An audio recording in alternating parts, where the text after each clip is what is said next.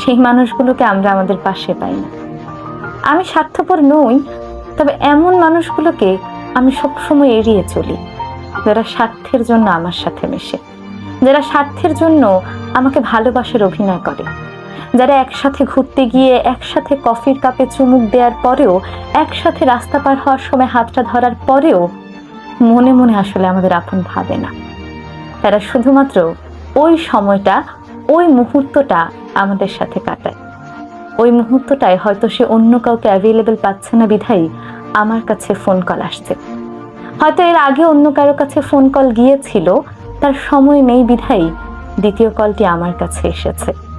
তাই বন্ধু হোক কিংবা ভালোবাসার মানুষ, কারো সেই দ্বিতীয় কলের মানুষটি আমি হতে চাই না। আমি স্বার্থপর নই, তবে সেই সব মানুষগুলো থেকে দূরে থাকি যারা স্বার্থের জন্য আমাকে ব্যবহার করে।